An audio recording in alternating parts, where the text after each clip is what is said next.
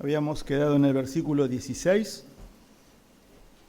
Seguimos avanzando. Hoy vamos a ir del versículo 17 al 23. Solamente nos queda el final de la carta, la doxología, versículo 24 y 25.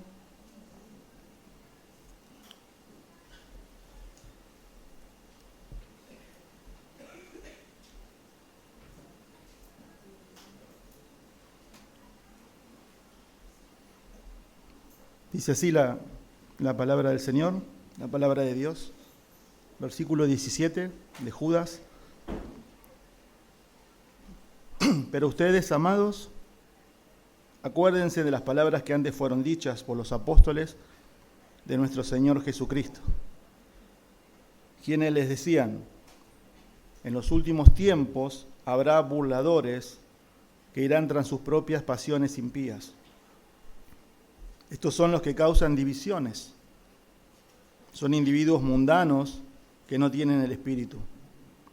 Versículo 20, pero ustedes, amados, edificándose en su santísima fe, orando en el Espíritu Santo, consérvense en el amor de Dios, esperando ansiosamente la misericordia de nuestro Señor Jesucristo para vida eterna. Tengan misericordia de algunos que dudan. A otros, sálvenlos arrebatándolos del fuego, y de otros tengan misericordia con temor, aborreciendo aún la ropa contaminada por la carne. Quiero leerles, antes de comenzar a estudiar, a exponer el texto, un artículo de un hombre que se ha llamado, muchos quizás lo conocen, Joshua Harris. Joshua Harris escribió un libro en el año 1997, que fue como un bestseller en el mundo evangélico. Le dije adiós a las citas amorosas. Propagando, el tema de la pureza sexual, del tema del noviazgo. Causó una revolución ese libro. Fue muy vendido. Él tenía aproximadamente 21 años cuando él escribió el libro. Era un joven muy dotado.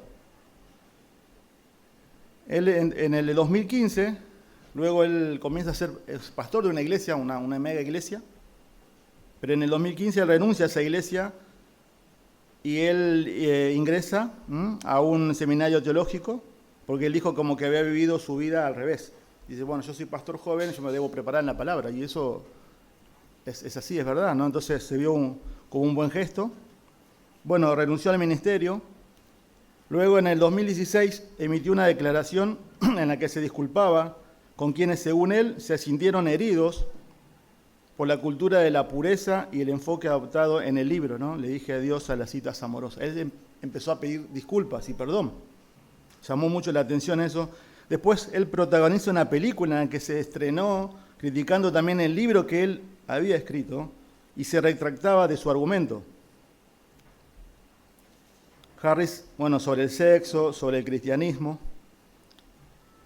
Luego, pasa el tiempo, unos meses más tarde, Joshua Harris y su esposa Sharon publicaron conjuntamente en sus cuentas de Instagram esta declaración. Les escribimos para compartir la noticia de que nos separamos y continuaremos nuestras vidas juntos como amigos. En los últimos años hemos experimentado cambios significativos. Con sincero amor mutuo y comprendiendo nuestra historia única como pareja, tomamos esta decisión. Luego de pasar unos días, comunican que se divorciaban él y su esposa.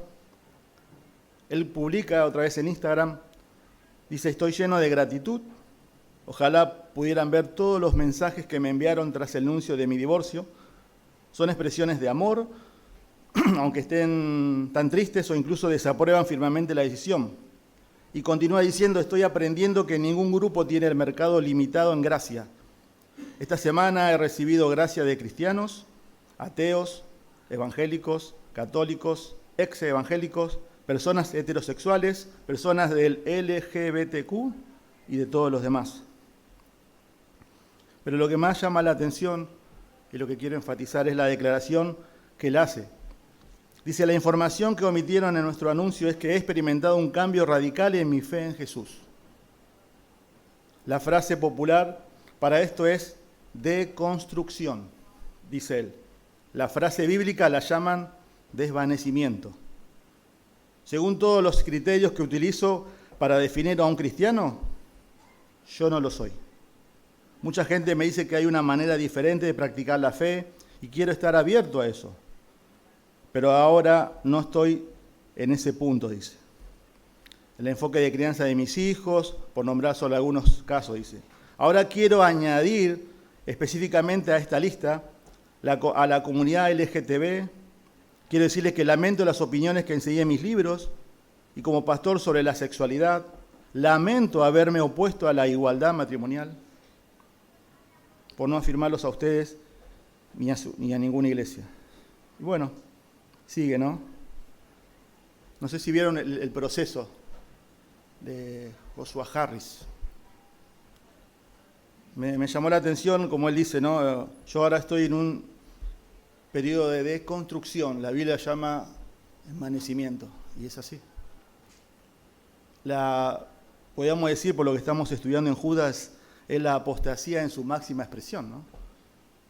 Una persona que dijo creer, que enseñó la Biblia, que estuvo en el ministerio, que fue formado teológicamente, que escribió libros y que luego se divorcia, como muestra, ¿no?, de lo que él cree, de su esposa, niega la fe, abraza el pecado y ahora lo propaga. Y lo digo con temor esto, ¿eh? No lo decimos de una plataforma de superioridad y que estamos inmunes a eso. Vivimos en tiempos así. Y es como que cuando leemos esto, pasan cosas como que pero si esta persona hizo esto y ahora está diciendo esto, ¿por qué? Bueno, eso es la apostasía. Eso es la apostasía. Entonces, Judas, que el tema es central en la apostasía, lo que vemos en el versículo 3, observen, que es el propósito. Judas tiene un bosquejo, ¿no? Versículo 1 y versículo 2 hemos visto el saludo. ¿A quién se está dirigiendo? A los amados, a los guardados, ¿sí? Y a los llamados, que son los creyentes. Luego tiene el propósito de la carta. Él le dice que él quiere hablar acerca del evangelio, de la común salvación que tenemos, de las bendiciones que tenemos, pero yo tengo que hablarle de esto, que tenemos que contender ardientemente por la fe, que una vez ha sido dada a los santos, dice. Es decir, es un combate que hay que tener. Él sabe como un corazón pastoral que la razón por la cual dice eso es porque ya en la iglesia se infiltraron, versículo 4, ¿recuerdan? Ya se infiltraron hombres impíos encubiertamente. Entonces, luego, como vimos del versículo 5 al versículo 16, él hace en el núcleo de la carta toda una descripción de estas personas para que los conozcamos, para que las personas a las cuales también él se dirige conozcan cómo operan, cómo viven estas personas. Los impíos, los apóstatas, los falsos maestros. Vimos también un perfil de ellos, vimos la naturaleza de ellos, cómo son, por eso se actúan así. Y también vimos el juicio que les espera. Versículo 14 y versículo 16. Ahora hay un cambio sustancial, versículo 17 al 23 que vamos a ver. Él vuelve a hablarle a los creyentes, con exhortaciones, con verdades. Pero luego, bueno, ¿qué hacemos con toda esa descripción ahora? En cuanto a la apostasía, ¿cómo combatimos la apostasía como iglesia? Y luego termina el versículo 24 y 25 con una doxología, con un final precioso. Y me adelanto a decir que es una de las doxologías más hermosas y preciosas de todo el Nuevo Testamento. Muy conocida también. Entonces lo que vamos a ver hoy son 3 verdades cruciales para combatir la apostasía. Utilizo el término combatir porque es el que Judas utiliza en el versículo 3. Es una lucha, es una guerra espiritual por la fe.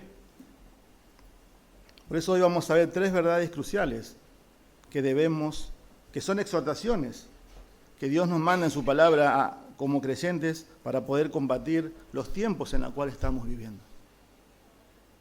La primera, versículos 17 al 19, es recordar la palabra. ¿Sí? Recordar la palabra. Porque anuncia la apostasía. La palabra anuncia la apostasía. Luego habla, versículos 20 a 21, vamos a ver el hecho de perseverar en el amor de Dios, obedeciendo la palabra. Perseverar en el amor de Dios, obedeciendo la palabra. Y por último, versículos 22 y 23, habla de rescatar a otros del error, usando la palabra, pero con misericordia. Observen, es recordar, es perseverar y es rescatar. Son exhortaciones que Dios nos manda a hacer a nosotros. Pero siempre es con la palabra. La palabra. Porque, hermanos, de una manera explícita, Judas lo que está apuntando acá es, no se puede combatir esto sin la palabra. Sin la palabra de Dios. Por eso el hermano Sergio leía Hechos capítulo 20 en la despedida de Pablo, que le estaba dando a los ancianos, a los pastores en Mileto. Y él le dice, yo sé, y en el contexto también de apostasía, porque él dice, yo sé que después de mi partida, dice, entrarán lobos rapaces, que no van a perdonar el rebaño. Y le dice, de ustedes mismos saldrán personas así. Pero le dice, bueno, pero yo les dejo, dice, yo me voy, pero ¿qué queda? Yo les dice, como dice, la palabra de Dios, que tiene poder, dice, para sobreedificaros. La palabra los va a mantener, la palabra le va a dar discernimiento. ¿Sí? Por eso en Santiago capítulo 1, versículo 18 dice que nosotros, los creyentes, nacemos por la palabra de verdad. Por la palabra de verdad. Es la Biblia la que nos convence, la que nos saca la venda de nuestros ojos, nuestro pecado, y nos hace ver realmente quién es Cristo. Pedro, capítulo 1, versículo 22, también utiliza el mismo término. Que nosotros nacemos espiritualmente, no de una simiente corruptible, sino incorruptible. Es por la palabra, la cual permanece para siempre, dice. Juan, el Señor Jesús, en el Evangelio de Juan 6:63, dice, las palabras que yo les he hablado son espíritu y son vida. Y son vida.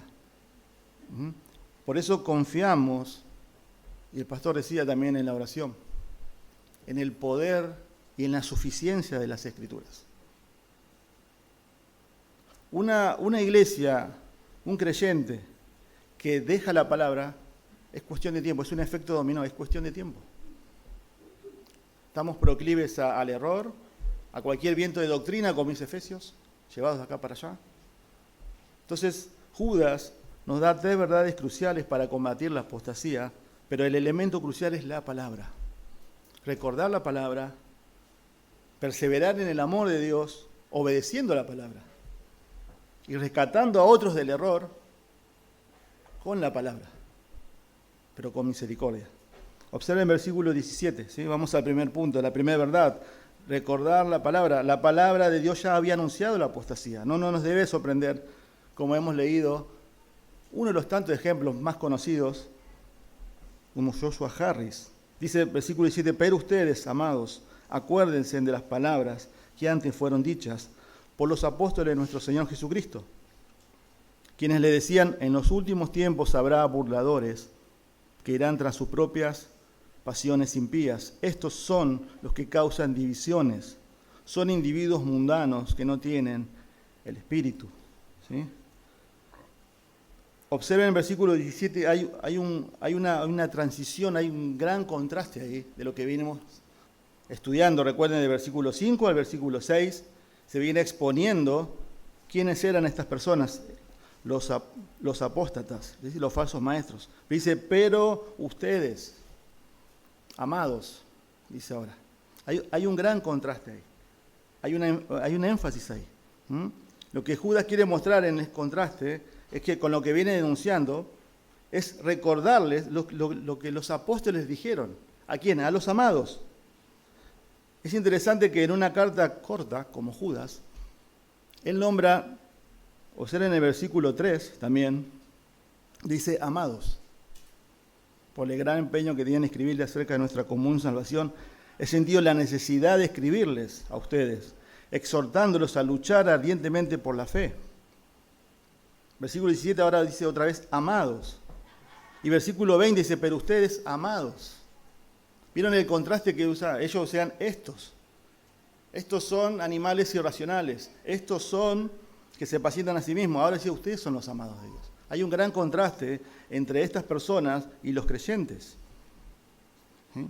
Pero básicamente es que ellos recuerden a las Escrituras. Por eso en el versículo 5 dice, ahora quiero recordarles a ustedes, le dice Judas, aunque ya definitivamente lo saben todo, que el Señor, habiendo salvado al pueblo de la tierra de Egipto, destruyó después a los que no creyeron.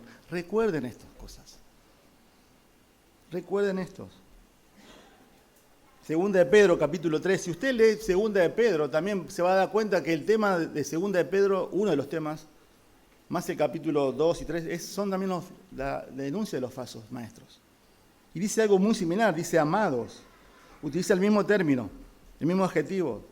Esta ya es la segunda carta que les escribo, le dice Pedro. Segunda de Pedro 3.1. En los cuales como recordatorio, dice, despierto en ustedes su sincero entendimiento, para que recuerden las palabras dichas de antemano por los santos profetas. Pedro ya añade algo más. Judas dice los apóstoles. Pedro dice, recuerden a los santos profetas y el mandamiento del Señor y Salvador declarado por los apóstoles de ustedes. Ante todo, sepan esto, que en los últimos días vendrán burladores con su sarcasmo, siguiendo sus propias pasiones. Por eso observen versículo 17. Estas palabras fueron dichas por los apóstoles de nuestro Señor Jesucristo. Cité a Pedro, un apóstol. Juan, 1 Juan 4.1, amados, no crean a todo espíritu, sino prueben los espíritus para ver si son de Dios, porque muchos falsos profetas han salido al mundo. Es interesante porque recién lo que yo leí, Pedro dice que vendrán. Judas habla de que ya están acá. Habla en tiempo presente. Lo que Judas está enfatizando no es tanto si lo dijo Pedro, si lo dijo Juan, si lo dijo Pablo, los apóstoles, sino la enseñanza apostólica. Ese es el punto. La enseñanza apostólica tiene autoridad, porque son los santos hombres de Dios que Dios usó, según Efesios, ahora vamos a leer 2.20, como base. A ellos les dio la fe, el conjunto de creencias que nosotros creemos. Y en ese tiempo ya los apóstoles ya estaban siendo atacados, pero ellos tienen autoridad. ¿Sí? Pero el punto, hermanos, va más allá solamente de un ejercicio mental, el hecho de recordar. Siempre en la Biblia, cuando Dios nos manda a recordar, apela a algo más. Apela a que nuestras emociones, apela a que nuestro corazón, apela a que nuestra vida sea afectada hoy. Ese es el punto. Siempre está el ejemplo de nosotros como padres o nuestros padres. Recuerdan que siempre los que tienen mi edad seguramente deben recordar más, o quizás también hoy. Nuestros padres nos decían, ordena tu pieza, hacé tu cama. Recordá. O se iba a trabajar y te ponían recordatorios. Y después vos venías y la pieza estaba igual. ¿El recordatorio para qué era? Para que hagas algo. ¿Y cuál es la excusa de siempre que hacíamos o que hacen nuestros hijos? Me olvidé. Esa es nuestra tendencia natural. Esta es nuestra inclinación de olvidarnos las cosas. Por eso en la Biblia hay tantos recordatorios. Por eso la Biblia nos enseña el mandato de recordar el sacrificio de Cristo en la Santa Cena. Pero va más allá del pan y la copa, que son símbolos. Siempre lo decimos y se enseña. Apunta que la cena debe producir algo en nosotros.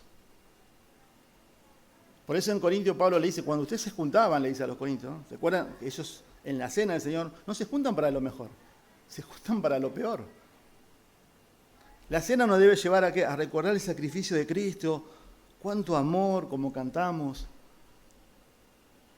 Él murió por mí, murió por mis pecados, yo ahora soy salvo, tengo vida eterna. A eso es lo que apunta. El recordatorio debe afectar mi presente. Una vida de gratitud, una vida de servicio. La Pascua La Pascua apuntaba a los judíos que hasta el día de hoy también la siguen practicando, a que ellos eran esclavos y Dios los sacó con mano poderosa. Y el recordatorio de las hierbas amargas y el pan sin levadura era como ellos salían, pero apuntando es que Dios los sacó, Dios los liberó, Él es su libertador, Él es su salvador, apuntaba al Mesías.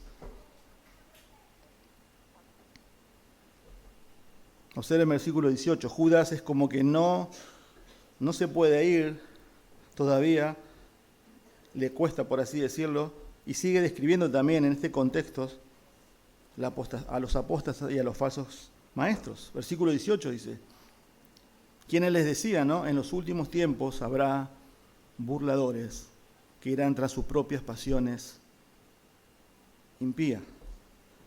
Bueno, en la Biblia este término, los postreros días, los últimos tiempos, abarca desde la primera venida de Cristo hasta la segunda venida de Cristo. Esos son los últimos días. O sea, nosotros hoy estamos en los últimos días. Y es lo que dice acá la Escritura, y eso es lo que enseñaban también los apóstoles, y lo que enseña la Biblia. En los últimos días habrá, dice, burladores. Burladores. Es interesante esa palabra, burladores, porque solamente aparece aquí y en 2 de Pedro, que yo recién le cité. La palabra burlador significa, son personas que desprecian las cosas sagradas. Esa es la idea de burlador. Se burlan, desprecian las cosas sagradas. No les interesa, no les importa, no tienen temor. Es más, las profanan. Y hermanos, como yo recién leíamos en la introducción y vivimos en tiempo de apostasía, ¿hay algo más sagrado que la palabra de Dios? Sin embargo, vivimos en tiempos en la cual usted ve, se usa y se mal usa, se malinterpreta, y se usa la Biblia para fines personales, ¿o no? Está lleno de ejemplos, no quiero traer ejemplos de cualquier cosa, pero personas que no tienen temor de las cosas de Dios, no le glorifican, edifican para sus propios reinos, se burlan de la Biblia, la manipulan para su bien personal, se burlan de la oración, utilizando también, diciendo decreto, yo impongo, yo declaro, y es como que la criatura creada por el Creador le está imponiendo y decretando al Creador que haga lo que dice la criatura. Bueno, ni hablar de las ofrendas, ¿no? Manipuladas para ganancia personal. Utilizan las alabanzas, algo precioso para alabar el nombre de Dios, para manipular las emociones. Por eso Pedro dice, seducen a las almas inconstantes. Estas personas son presa fácil por la falsa doctrina. Y es interesante, no solamente dice que son burladores, observen el texto, dice que ellos también andan según sus pasiones. Andan según sus pasiones. Bueno, andan tras sus malvadas pasiones. La palabra ahí significa impiedad, maldad, por contexto. ¿Recuerdan en la predicación anterior? Judas hace mucho énfasis en la palabra impiedad. Es una persona que vive como si no tiene en cuenta a Dios. Y lo dijimos, puede ser en un ambiente eclesiástico como en el lugar más bajo de cualquier sociedad. La impiedad es un problema de corazón. Ellos se comportan así porque no conocen a Dios. No conocen a Dios. Judas, observen, venimos viendo toda la carta, se centra en cómo viven estas personas. ¿Cómo viven? Porque cómo viven evidencia lo que realmente creen y piensan. Esa es la idea. Por eso también vimos en el versículo 11, observen, a modo también de repaso, hay de ellos porque han seguido el camino de Caín. Estas personas inventan una religión como Caín, tratan de llegar a Dios por sus propios medios y no por el que Dios ha establecido. ¿Sí? Luego dice, han seguido, ¿no? Versículo, hay de ellos porque se han seguido el camino de Caín y por ganar dinero se lanzaron al error de Balaam. Bueno, qué hablar, ¿no? De sus codicias en su corazón para obtener ganancias personales. y perecieron en la rebelión de Coré. Tienen tanta ambición de poder que hacen cualquier cosa. Sus avaricias los consume y su poder también. Observe el versículo 19. Estos son los que causan divisiones. Judas sigue describiéndolos en este contexto de recordar las palabras de los apóstoles. Por eso esta carta es casi única de cómo son los falsos maestros. ¿Usted quiere saber cómo es un falso maestro hoy en día? ¿O siempre lo que dice la palabra? Bueno, un falso maestro se ve por lo que enseña y por cómo vive. Por lo que enseña y también cómo vive. Porque se puede enseñar muy lindo también, pero el tema es cómo se está viviendo eso. Tiene que haber coherencia.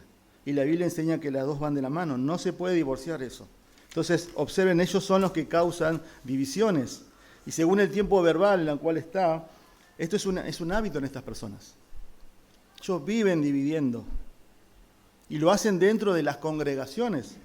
Porque observen que ya en el versículo 12 dice, ellos se apacientan a sí mismos. En el versículo 4 ellos ya están dentro de las iglesias. Y ellos están en nuestros ágapes, dice también. Están dentro de las iglesias. Ellos dicen así porque son así. Y es interesante que la palabra ahí, divisiones, significa discriminar.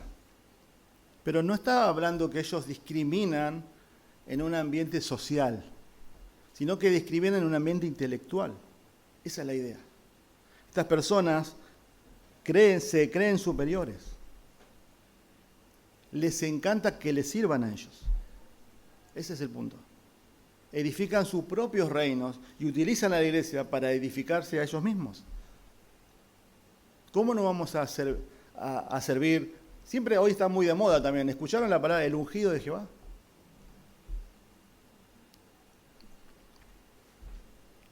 Pero la clave de la unidad en una iglesia bíblica, y es lo que apuntamos y oramos y creemos, es la humildad. Porque Efesios 4:3 dice, solícitos en guardar la unidad en el vínculo de la paz. Pero antes de ese versículo está la actitud que lleva a la unidad doctrinal, a la unidad, a la comunión. Antes bien, dice, soportándonos en amor, con una actitud de humildad y mansedumbre. La clave de la unidad, hermanos, es poner a otros primero. Esa es la idea. Filipenses 2. Poner a otros como superiores a uno mismo. El ejemplo del Señor Jesús. Por eso dice que son, y termina, observa en versículo 19, son individuos mundanos. Que Reina Valera dice, son carnales. No tienen el espíritu. La palabra ahí es sensuales. Es la misma palabra que Pablo utiliza en 1 Corintios 2:14, cuando dice que el espiritual juzga todas las cosas, pero el hombre natural no percibe las cosas del espíritu y no las puede discernir espiritualmente. La idea es que la persona que no tiene el espíritu es un incrédulo, menosprecia las escrituras, posee en este contexto de apostasía una aparente espiritualidad, pero termina con una declaración tajante. Judas dice, estos no tienen el Espíritu. No tienen el Espíritu. Por todo lo que hemos visto del versículo 5 al 16. Por cómo viven. Tienen una aparente crema de religiosidad. Están en la iglesia. Cantan al Señor. Sirven al Señor. A veces están en los púlpitos. Pero no tienen al Espíritu. Romanos 8:9 dice, sin embargo, ustedes no están en la carne, sino en el Espíritu. Si en verdad el Espíritu de Dios habita en ustedes. Pero si alguien no tiene el Espíritu de Cristo, el tal no es de Él. El tal no es de Él.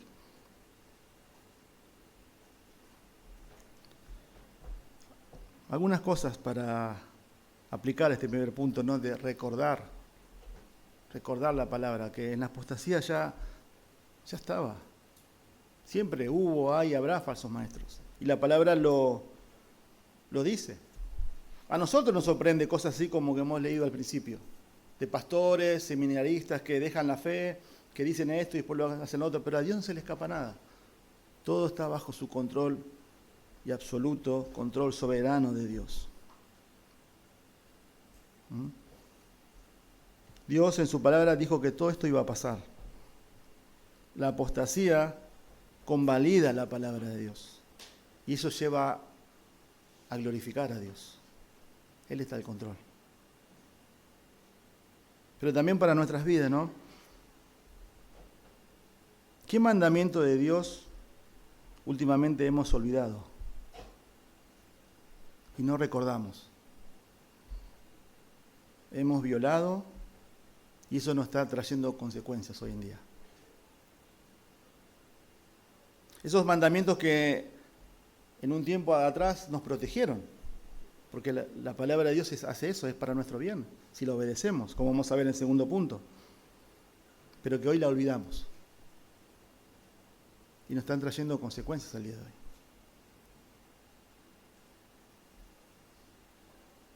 hoy. Me llamó mucho también la atención, estas personas no tienen el Espíritu, no son creyentes. Pero también a modo aplicativo para nuestras vidas como creyentes. ¿Qué pasaría en tu vida o en mi iglesia si se quita el Espíritu Santo?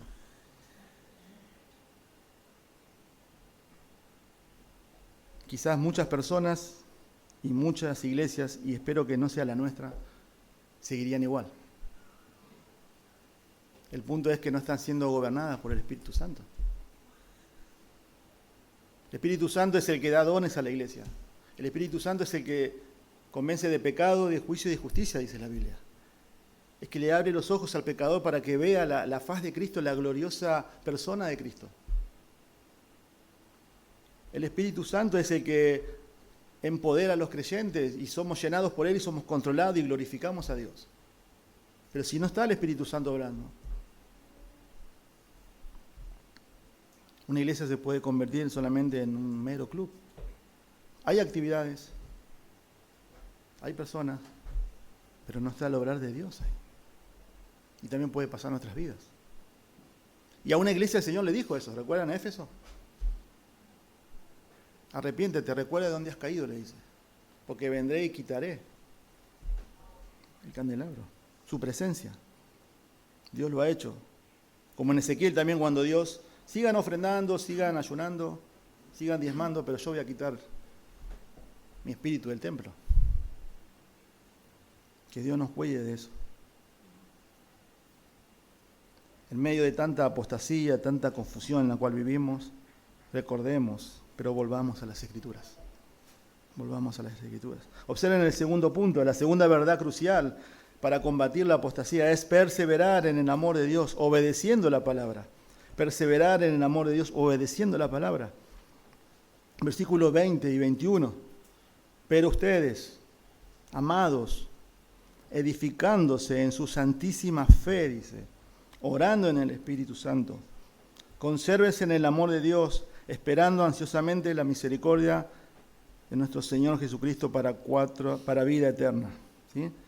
Después de enfatizar la verdad, de recordar las palabras de los apostólicas, que Dios lo había anunciado, Judas da, observen acá 4 exhortaciones en estos 2 versículos, 4 exhortaciones. Pero hay una que tiene la voz imperativa, que es un mandato, que es la que gobierna, es el versículo 21, dice, consérvense en el amor de Dios. Y luego las otras exhortaciones son participios, ¿sí? Que es edificando, orando y esperando, ¿sí? O sea, gramaticalmente hay un imperativo, conservaos, es una orden, y hay 3 participios. El imperativo nos dice qué debemos hacer. Los partícipes, cómo hacerlo. ¿Sí? Entonces, ¿cómo perseveramos, cómo permanecemos en el amor de Dios? Bueno, como dice acá, edificándonos en la santísima fe, orando en el Espíritu y esperando ansiosamente la misericordia de nuestro Señor Jesucristo para vida eterna. Lo que también queremos decir acá es lo que el texto no está diciendo. Porque podemos estar pensando, observen el versículo, dice, consérvense en el amor de Dios. O sea que si yo hago algo, yo puedo salir del paraguas del amor de Dios. No está diciendo eso el texto. No, nosotros no debemos hacer nada para ser amados por Dios. Ya somos amados por Dios. En Cristo. En Cristo estamos en el centro, en el seno del amor de Dios. ¿Sí? Nada nos puede arrebatar, quitar del amor de Dios. ¿Sí? Romanos capítulo 8. ¿Sí? Somos aceptos en el amado. Así como no hicimos nada para que Dios nos ame, tampoco tenemos que hacer nada para que Dios deje de amarnos. Entonces, ¿qué implica este mandamiento? Observen, consérvense, preserven en el amor de Dios. Bueno, le leo Juan 15:10 y ahí vamos a entender y vamos a tener más luz. Juan 15:10, el Señor Jesús está hablando, dice, si guardan mis mandamientos, permanecerán en mi amor. Y da el ejemplo de él, así como yo he guardado los mandamientos de mi Padre y permanezco en su amor. O sea, siempre estamos bajo el paraguas del amor de Dios. La clave y la palabra es obedecer.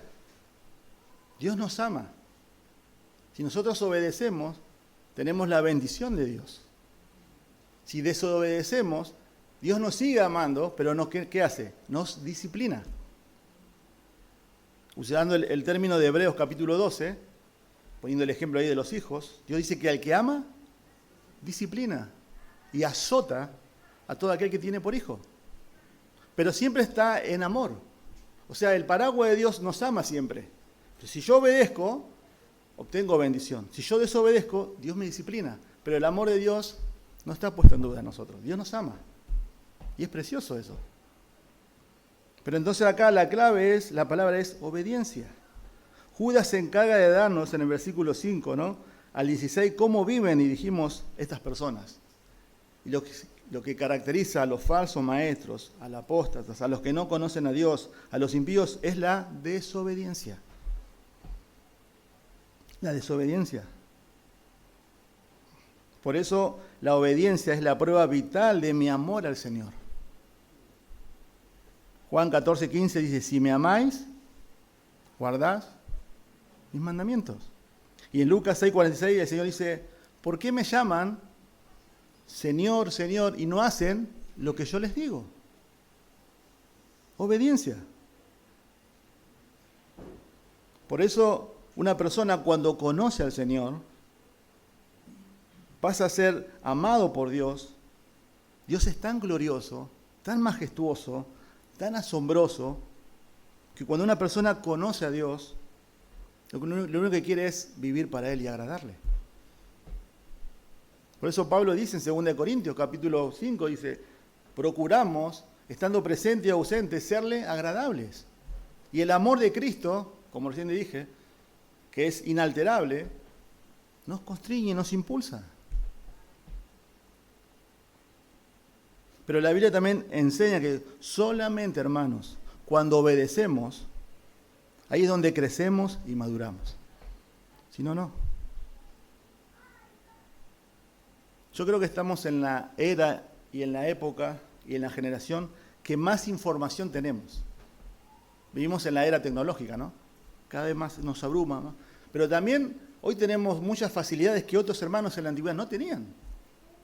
Hoy tenemos Biblia digital, Biblia en los celulares, tenemos seminarios por online.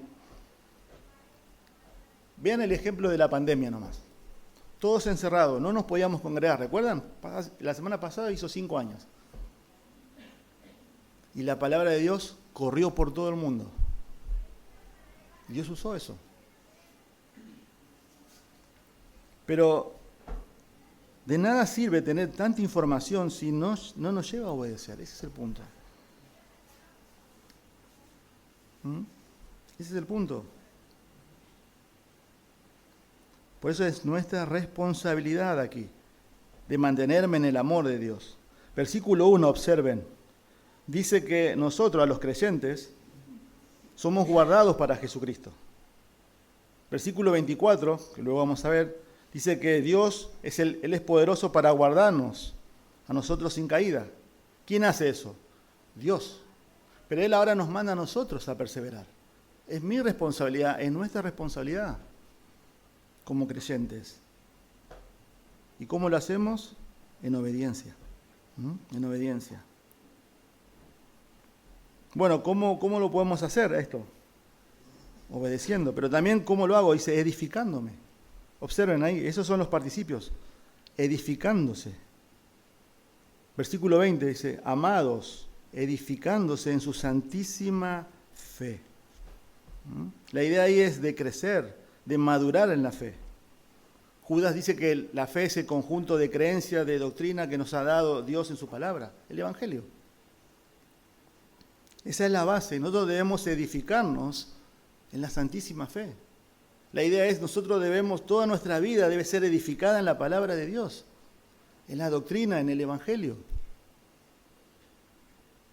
Por eso Efesios 2:20 dice, están edificados sobre el fundamento de los apóstoles y profetas, siendo Cristo Jesús mismo la piedra angular, en quien todo el edificio, nosotros, el cuerpo, va ajustado, va creciendo para ser un templo santo en el Señor.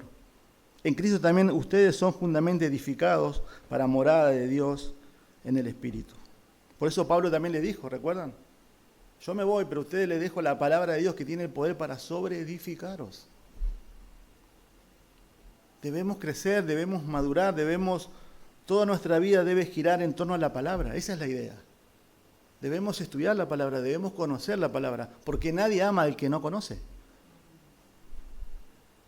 Los chicos ahí, nuestros hijos ahora están siendo edificados por la palabra. Los jueves en el seminario, como se dijo, amén por eso, 30 personas se anotaron y oramos por su perseverancia, es para ser edificados en la palabra. La iglesia lo que intenta es, si hay matrimonios, ser edificados con la palabra. Los jóvenes son edificados con la palabra. Los niños son edificados con la palabra. Porque no hay otra cosa, hermanos. Podemos poner nuestra fuerza, nuestra vitalidad en un programa, en técnicas, pero tenemos que ponerla donde Dios dice, que es su palabra. Porque necesitamos crecer. No hay un techo. Necesitamos crecer, siempre. Yo no puedo amar a alguien que no conozco. ¿O es así? Debemos conocer a Dios. Y la idea que también es, yo soy edificado con un propósito, para edificar a otros. Para que Dios nos use y seamos canales de bendición para los hermanos. Un autor dijo, la edificación no consiste solamente en la correcta interpretación y clasificación de la doctrina contenida en la palabra, sino en su diaria aplicación a nuestras vidas.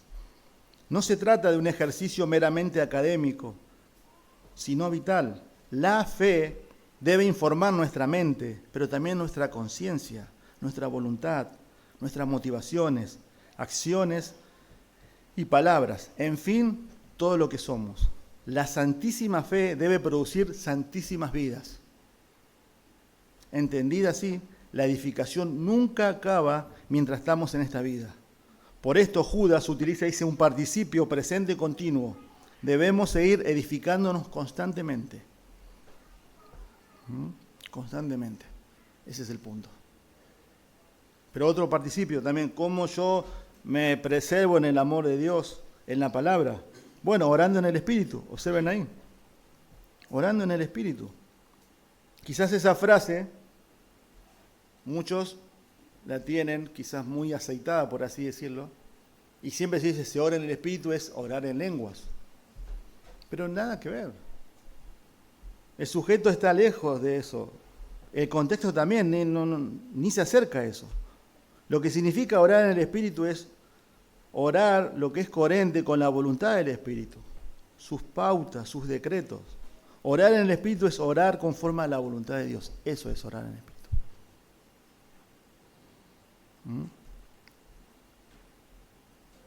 Muchas veces nosotros, hermanos, y esto lo digo por mi vida primero,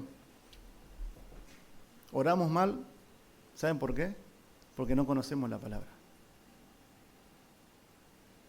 Entonces, generalmente nuestras oraciones están centradas en nosotros mismos.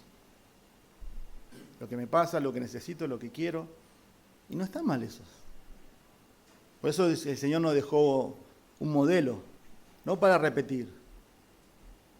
Padre nuestro que estás en los cielos, santificado sea tu nombre, venga a tu reino.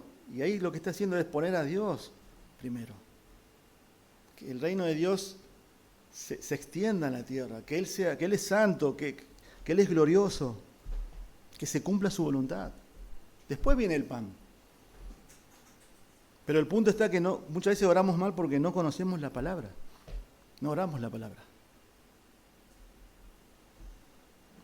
Entonces, necesitamos orar conforme a la voluntad de Dios.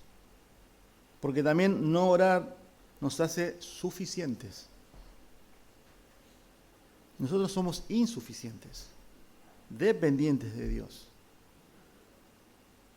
Por eso es bueno volver otra vez a la reunión de oración. Necesitamos orar como iglesia, hermanos. Spurgeon decía que la reunión de oración era el pulmón de la iglesia. Y cuando él predicaba había un sótano y se ponían hermanos a orar. Bueno, acá a las 10 de la mañana se empezó a orar. Hermanos que están orando.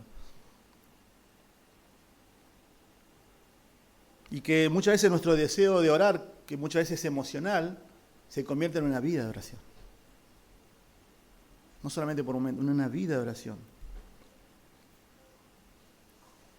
Pero todos fallamos en esta área, ¿no? Pero debemos orar en el Espíritu. Y hay un buen ejemplo de qué es orar en el Espíritu. Una oración que Jesús hizo en Getsemaní, que todos la conocemos. Señor, si quieres, pasa de mí esta copa, pero que se haga tu voluntad. Eso es orar en el Espíritu. Y la copa ahí no vamos a explicar, no es la cruz. Cristo no tenía miedo a los clavos, a la crucifixión, hermanos. Era que iba a cargar la ira de Dios. Toda la ira del pecado, toda la ira de Dios por el pecado nuestro iba a estar cargado sobre su cuerpo. Pero que se haga tu voluntad. No sé si nuestras oraciones reflejan eso. Debemos aprender a orar. Pero también termina ahí diciendo, esperando, versículo, ¿no? 21, consérvese en el amor de Dios, esperando ansiosamente la misericordia de nuestro Señor Jesucristo para vida eterna. La palabra esperando significa anhelando, aguardando su venida, la venida de Cristo, la venida con expectativa. Pero el punto también, lo que Judas y también siempre la Escritura, hermanos, nos quiere enseñar, es que no solamente es esperar su regreso, sino que también eso provoque algo en nuestras vidas. Siempre el regreso de Cristo en la Escritura tiene que producir algo. Un poder santificador en nuestras vidas. Miren, Juan 3:2, amados, ahora somos hijos de Dios y aún no se ha manifestado lo que habremos de ser. Pero sabemos que cuando Dios se manifieste, o sea, venga, seremos semejantes a Él, porque lo veremos como Él es. Y todo el que tiene esta esperanza, o sea, esta espera, el que espera a Cristo, todo el que tiene esa esperanza puesta en Él, se purifica. Así como Él es puro. Y recuerden que en el contexto de Judas, por eso lo llaman burladores, y también 1 Pedro, ellos se burlaban porque ellos decían, ¿dónde está la promesa de su advenimiento? Desde el día de nuestros padres no pasa nada. Cristo hizo una promesa, pero ¿dónde está? Pasaron 2000 años ya. Y eso daba motivo a sus vidas licenciosas y pecaminosas. Porque si Cristo viene, hay que rendir cuentas. Él es el juez. Y Él va a venir y Él va a juzgar el pecado.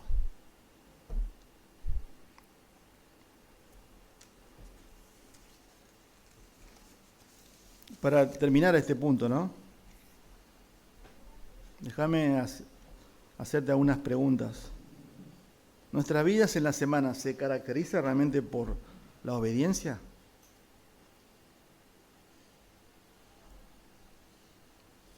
Muchas veces podemos tener la excusa, y es verdad. Bueno, pero ¿quién es 100% obediente? Nadie. Pero el punto es que cuando hacemos eso, naturalizamos el pecado. Lo naturalizamos.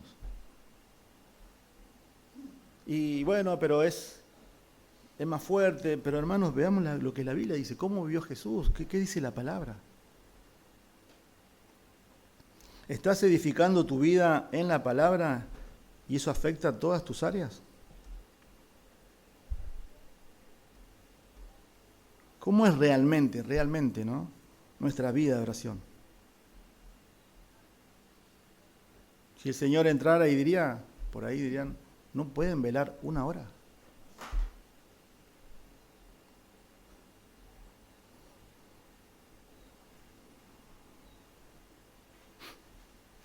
Y por último, veamos el último punto, ¿no?, la última verdad crucial.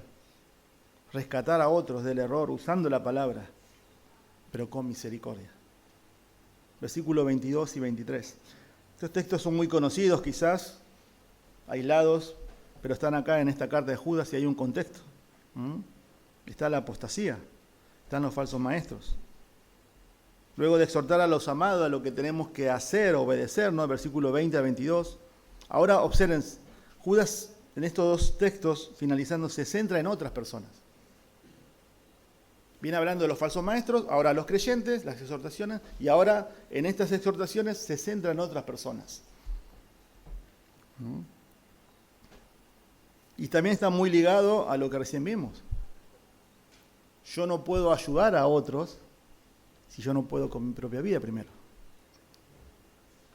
Yo me debo edificar, yo debo orar en el Espíritu, yo debo esperar y con un efecto purificador, yo debo conservarme en el amor de Dios, obedeciendo su palabra, obedeciendo a Dios, pero eso, creciendo, me lleva a ver a otras personas. Si yo no veo a otras personas es porque yo no estoy creciendo.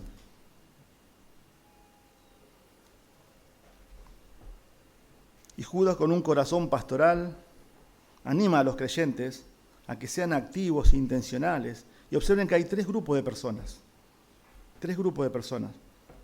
Y MacArthur los define muy bien. Dice que están los confundidos, los convencidos y los corrompidos.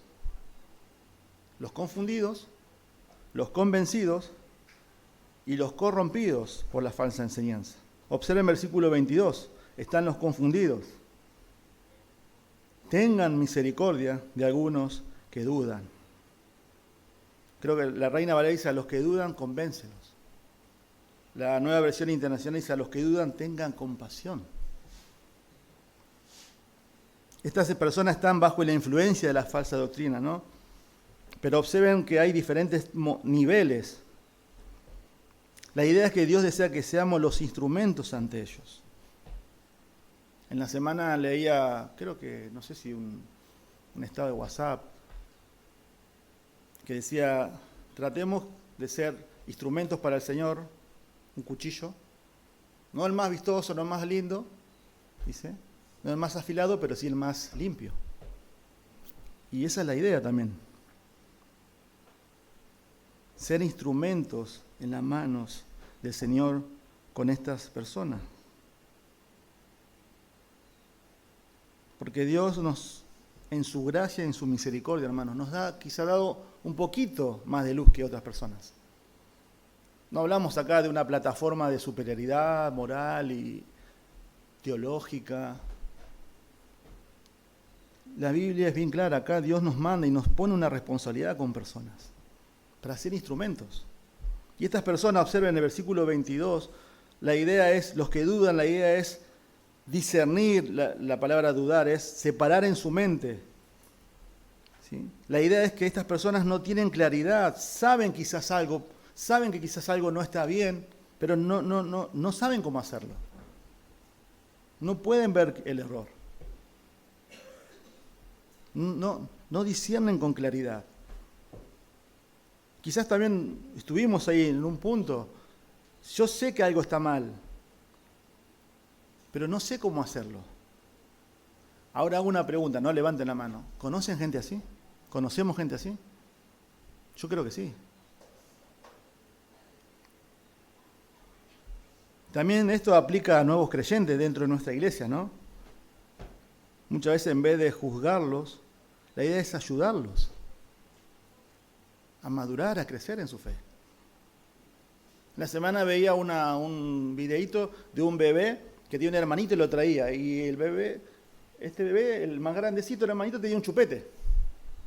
Entonces se saca el chupete y se le da al hermanito. Y el hermanito lo empieza a chupar. Pero el hermanito más grande se empieza a reír del hermanito porque tiene chupete. Pero él lo había dejado hace 2 segundos el chupete. Pasa con los chicos eso, ¿vio? Se reía.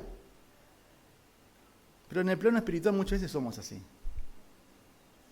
Somos un poco más grandes, Dios nos ha dado quizás un poco más de años, madurez. Y en vez de ayudarlos, nos reímos. Debemos involucrarnos. Hay gente así, ¿eh? Hay gente así en nuestras iglesias acá. Nosotros como cuerpo debemos hacerlo. No lo despreciemos. Si tenemos un poco más de luz, debemos involucrarnos. Esa es la idea. Hay un familiar así, hay un hijo así, hay un vecino así. Pero con misericordia. Con las Escrituras, pero con misericordia. Un autor dice, ¿qué solemos hacer cuando vemos que un hermano ha dejado de asistir a los cultos? O si nos enteramos de que está bebiendo en fuentes doctrinales que consideramos peligrosas, o de que está cayendo bajo la influencia nociva de otra gente. ¿Lo tratamos como si no fuera un asunto de nuestra incumbencia? ¿Nos lavamos las manos en cuanto a la persona en cuestión? ¿O la buscamos para intentar reconducirla al buen camino? Ser instrumentos, pero ser intencionales. Ese también es nuestro campo misionero, iglesia. Versículo 23. Ahora están los convencidos. A otros, sálvenlos arrebatándolos del fuego. Este grupo ya es distinto al primero. Este ya está en un peligro mayor. O sea que, y recuerden, contexto dentro de la iglesia. Su destino es el infierno. Recuerden lo letal de la apostasía. Que una vez una persona recibió luz, manifestó fe, pero que dejó esa fe, que una vez dijo creer. Nunca la tuvo. La idea ahí de arrebatarlos es la misma palabra de arrebatamiento, que nosotros creemos. La palabra es harpazo. La idea es una acción violenta, esa es la idea. ¿Sí?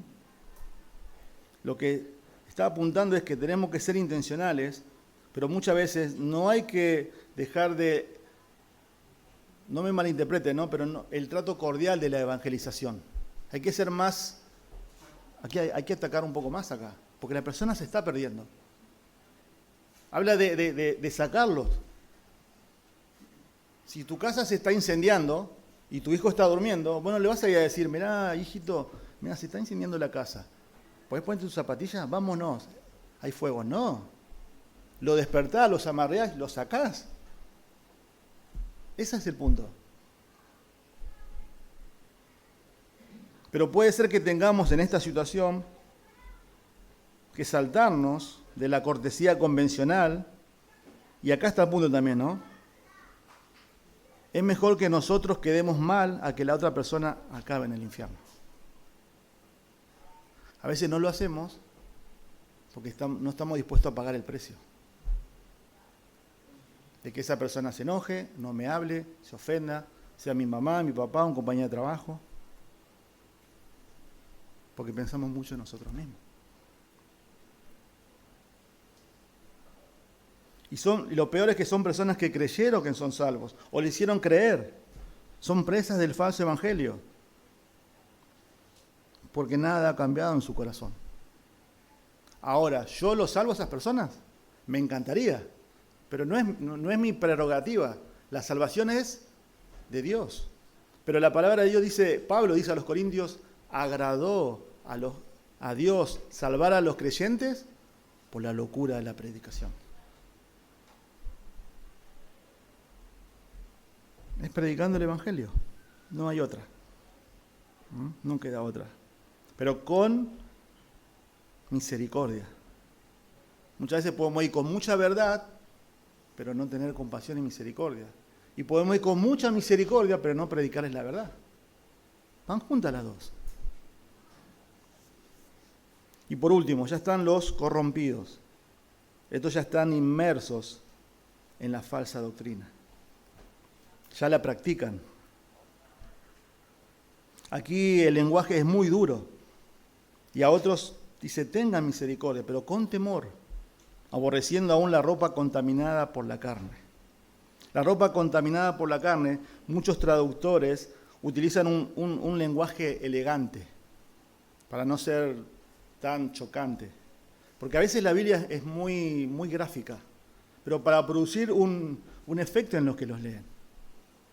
Por eso en Isaías dice que las obras de los seres humanos son como trapos de inmundicia ante un Dios santo. Y siempre se explica que esos trapos eran los que se usaban para cuando las mujeres tienen el ciclo menstrual. Es horrendo eso. Y acá también está usando un término muy fuerte, la imagen es muy fuerte. Se refiere a una ropa interior contaminada con excremento humano.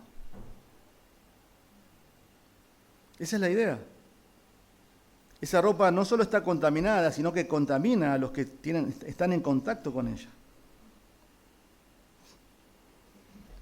Seguramente lo que Judas está enfatizando acá son los falsos maestros que habló desde versículos 5 al 16. La idea es que ellos son falsos maestros, pero también necesitan el Evangelio. Pero observen, dice con temor.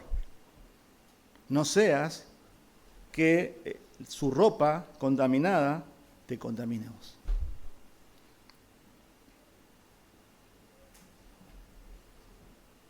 Ya están contaminados, pero también necesitan el Evangelio. Pensá en la persona más hereje, más apóstata que conocemos. No lo vamos a invitar a predicar en la iglesia, obvio que no. Pero si lo vemos, ¿qué necesitan? La palabra. Termino con, que creo que sintetiza este punto, ¿no? Una frase de Spurgeon, y creo que nos llevemos ese peso en el corazón como iglesia, ¿no? Spurgeon dijo, si los pecadores son condenados, al menos que salten al infierno sobre nuestros cuerpos. Si quieren perecer, que perezcan, pero con nuestros brazos alrededor de sus rodillas, como que agarrándolos. Que nadie vaya al infierno sin haber sido advertido, sin haber orado por él y sin que nadie le haya predicado. Creo que tenemos un desafío, una exhortación. Todos tenemos personas así. De volver a predicar el Evangelio, a pesar de, a pagar el precio. Vamos a orar. Señor, gracias por tu palabra. Gracias por estas exhortaciones, por estas verdades, Señor. En medio de tanta confusión, tanto error, Señor, en la cual vivimos, cada vez peor. Pero, Señor, tú nos has dejado tu palabra, Señor. La palabra profética más segura, la cual, Señor, podemos anclar nuestras almas. Señor, a ti nada te sorprende, tú estás en tu trono. Y gracias, Señor, porque lo permites con un propósito, Señor, para que tu nombre sea más glorioso, tu palabra, Señor, que es verdad, se cumpla. Y que podamos, Señor, vivir estas verdades. Recordar, somos muy olvidadizos, Señor. Pero recordar con la meta obedecer, Señor, porque ahí es donde crecemos y maduramos. Y también, Señor, úsanos para poder, Señor, rescatar. Tú lo haces. El Espíritu Santo obrando, Señor, en personas que están en el error, en la confusión. Seguramente mañana o tal vez hoy ya nos pones personas así, Señor. Que lo podamos hacer con misericordia. Un compañero de trabajo, un padre, madre, un hijo rebelde, un vecino. Señor, que podamos arrebatarlos del fuego. Que se vayan, Señor, al infierno en tu soberanía y tú seguirás siendo justo, Señor, porque eres justo y santo. Pero, Señor, que realmente podamos ser intencionales y predicar, Señor, el Evangelio de salvación. Gracias en el nombre de Jesús. Amén.